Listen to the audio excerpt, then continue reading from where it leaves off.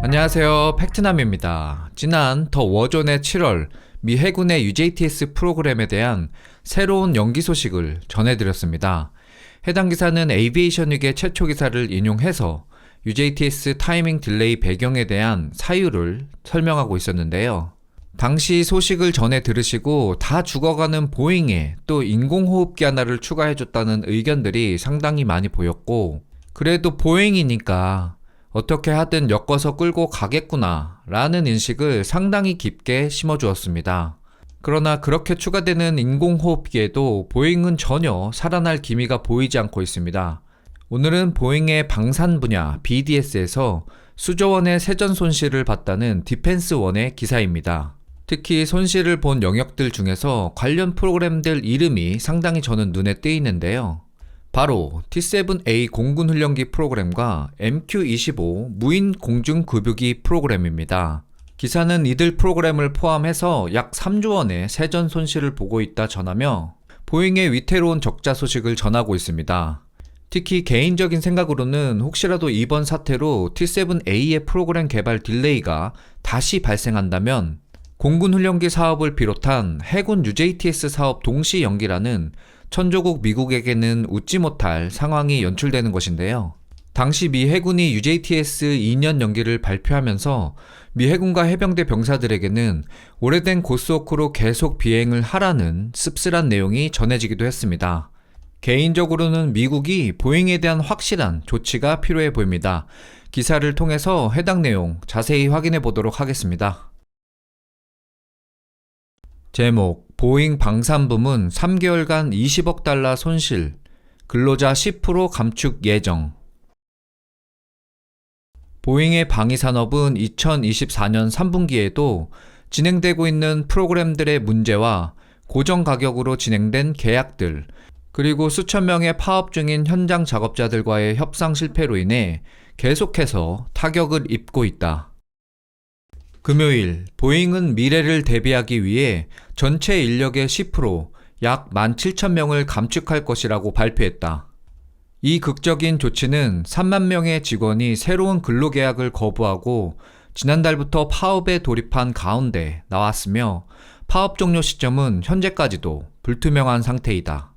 켈리 오트버그 최고 책임자는 직원들에게 보내는 서신에서 보잉의 방산 분야에서의 막대하고 새로운 손실에 대해서 언급했으며 KC-46 공중급유기와 P-8 해상초계기 등의 군용 항공기 생산 중단, 지속적인 프로그램 문제, 그리고 KC-46에 기반이 되는 767 상업용 화물수송기의 2027년 생산 종료 결정이 이러한 손실을 초래했다고 밝혔다. BDS는 T7A, KC-46A, CTS-100 스타라이너 상업 우주비행, MQ-25 무인 공중급유기 프로그램에서 20억 달러, 한화 약 2조 7천억 원의 세전 수익 손실을 기록할 것으로 예상된다. 특히 T7A 프로그램의 세전 손실은 2026년 이후에 생산 계약 비용 증가로 인해 9억 달러, 한화 약 1조 1,200억 원에 이르렀고, KC-46A 프로그램에서는 7억 달러, 한화 약 9,500억 원의 세전 손실을 기록했다.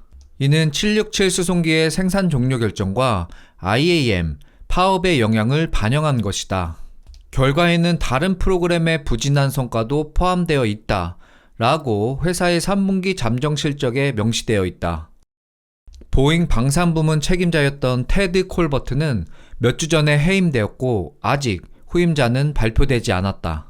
보잉은 10월 23일에 3분기 실적 발표를 할 예정이다. 여기까지 기사의 내용입니다. 얼마 전 대한민국 항공통제기 2차 사업을 준비하기 위해 카덱스를 통해서 사브와 카이가 협력한다는 에어포스 테크놀로지의 기사를 전해드렸습니다. 이 기사 소식을 전해드리면서 저번 입찰 과정 중에 보잉이 영어 버전의 문서만 준비를 해서 재입찰이 진행된 이야기를 했었는데요. 당시 많은 시청자분들이 보잉에 대한 의견을 주셨습니다. 많은 부정적인 의견들이 있었고 이러한 배경에는 반드시 이유가 있을 것이라고 생각을 합니다. 현재 보잉이 진행하는 사업과 관련하여 아직 보잉의 적자 상태들이 앞으로 사업에 어떠한 영향을 줄지는 발표가 되지는 않았습니다. 그러나 보잉의 개발 실패로 대한민국 기업들이 기회를 얻을 수 있는 분야, 그리고 반대로 이로 인해 타격을 받을 분야 등이 있을 수 있다 생각을 하는데요. 이런 부분들에 대해서 한 번쯤 생각해 볼 문제인 듯 합니다. 제 짧은 생각으로는 현재 기억나는 프로그램들은 미 공군 및 미 해군 훈련기 사업과 바로 우리가 준비 중인 항공통제기 2차 사업 정도가 떠오릅니다. 사실 사적 기업에 대한 경영의 비판 또는 그 기업을 위해 뭔가 플러스가 되는 요인을 대변해주고 싶은 마음은 1도 없습니다. 다만 대한민국 사업에 영향을 미칠 수 있는 요소들에 대해서는 해당 사태들에 대한 내용들이 꼭 참고가 되었으면 하는 바람입니다. 그리고 영상 중반에 말씀드리지 못한 진짜 중요한 내용 하나가 있어서 말씀드립니다. 구독은 공짜입니다. 즐거운 주말 시간 보내시고 저는 더 좋은 영상으로 찾아뵙겠습니다. 지금까지 팩트남이었습니다. 감사합니다.